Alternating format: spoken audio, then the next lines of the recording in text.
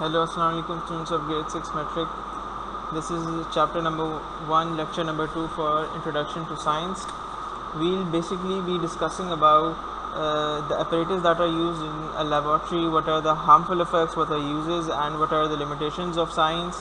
And we'll be discussing about the important skills and processes that a scientist needs. So first of all, we have in front of us the important skills that are required by a scientist: observation, communication, inferring, and making hypotheses. So all of these four are very important, and this should be very clear to you. Observing is when you see something, when you are observing, when you are noticing what is happening to it, when you are noticing the changes. जब आप किसी को बारीकी से देखते हो, किसी चीज़ को, उसकी चेंजेस को गौर करते हो, तो दैट इज़ ऑब्जर्वेशन. उसके साथ साथ आप सेंसरी ऑर्गन्स को यूज़ करते हो. Sensory organs that is for example a telescope, a microscope. आपको कोई माइक्रो ऑर्गेनिज्म देख रहे हैं, आप माइक्रोस्कोप यूज़ कर रहे हो, तो that is a sensory organ. Communicating is very important. आपके साइंटिस्ट के अंदर ये बड़ी इंपॉर्टेंट स्किल होती है कि वो अपनी जो रिसर्च है, जो उसने ढूंढा है, निकाला है, उसको कम्युनिकेट करे. अगर मैंने बहुत सी इन्फॉर्मेशन निकाल ली और मैं उसको कम्युनिकेट ही नहीं कर पा रहा, तो there is no use of that information, of that research. That research is going to be useless if I cannot communicate it. मेरे पास आइडियाज़ बहुत अच्छे हैं, लेकिन मैं बता ही नहीं पा रहा, तो क्या फ़ायदा ऐसे आइडिया का? कोई फ़ायदा नहीं होगा. तो communication is a very important skill. तो साइंटिस्ट कम्युनिकेशन क्या मतलब है? ये बातचीत करना नहीं है, ये कम्युनिकेशन है अपनी रिसर्च को कैसे कम्युनिकेट किया जाता है. तो आप कम्युनिकेट कर सकते हो through graphs, through pie charts, किसी भी डायग्राम के थ्रू आप चीज़ों को कम्युनिकेट करते हो, तो that is communication. Inferring and hypothesis, these are both interrelated. ये दोनों मिले हुए हैं.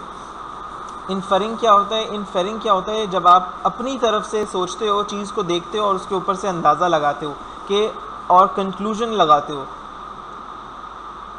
और हाइपोथेसिस क्या होता है? वो एक स्टेप अहेड होता है. इनफेरिंग से एक कदम आगे होती है, वो उसी की एक्सटेंशन होती है, वो सजेशन होती है, साइंटिस्ट की सजेशन होती है कि वो जो रीज़न है, वो जो कंक्लूजन है, उसकी रीजनिंग वो देता है. तो ये दोनों मिली जुली चीज़ें हैं. इंपॉर्टेंट लेबॉर्ट्री अपरेटस की अगर हम बात करें, तो हमारे पास कुछ इंपॉर्टेंट लेबॉर्ट्री अपरेटस हैं. इनको याद रखना बड़ा इंपॉर्टेंट है, ये बड़े ज़रूरी हैं. इनकी कौन सा अपरेटस यूज़ किया जाता है और किस काम के लिए किया जाता है. हम लोग टेस्ट ट्यूब यूज़ करते हैं, हम लोग कॉनिकल फ्लास्क यूज़ करते हैं, राउंड बॉटम फ्लास्क यूज़ करते हैं, फ्लैट बॉटम फ्लास्क यूज़ करते हैं. तो ये सारी डिस्टिंग्विश हमारे पास चीज़ें क्लियर होनी चाहिए कि ये क्या है, कि एक फ्लैट बॉटम है, एक फ्लास्क साफ़ है, एक बिल्कुल कॉनिकल फ्लास्क है. तो ये सारी चीज़ें हमारे लिए बड़ी इंपॉर्टेंट है. एक टेस्ट ट्यूब है, एक ब्यूरेट है, एक पिपेट है. ये सारी चीज़ें अपरेटस जो हैं हमारे लिए बहुत ज़्यादा इंपॉर्टेंट होती हैं. ये चीज़ जो है बड़ी इंपॉर्टेंट है कि आप इसको, इन सारे के सारे अपरेटस को हैंडल विद केयर करेंगे. इसके अंदर कुछ चीज़ें ऐसी हैं जिसके अंदर आप हीट कर सकते हो. किसको आप हीट करोगे? लिक्विड्स को. कुछ ऐसी चीज़ें हैं जिसके अंदर you can heat solids as well. तो this is very important. You should know how to use your apparatus and when to use your apparatus, कि आपको अपने अपरेटस को कब और कैसे इस्तेमाल करना है. आप गलत अपरेटस तो यूज़ कहीं नहीं कर रहे. तो ये चीज़ें बड़ी इंपॉर्टेंट हैं. अच्छा, नोट मैंने यहाँ पे आपको मेंशन कर दिया है. पेज नंबर 14-15 के ऊपर आप जाते हैं अपनी बुक की, तो आपको ये इसके ऊपर सारे मिल जाएंगे. बड़ा इंपॉर्टेंट ये दोनों पेजेस हैं.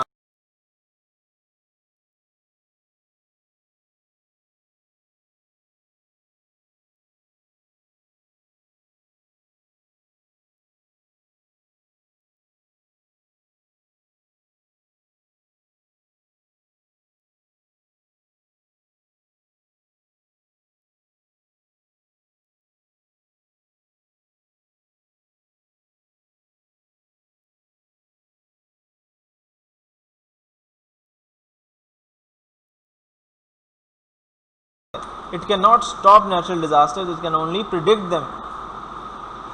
आई होप दैट ये चैप्टर आप लोगों को हमारे यहाँ पे कंप्लीट हो गया है. आई होप आप लोगों को समझ में आएगा. Thank you very much.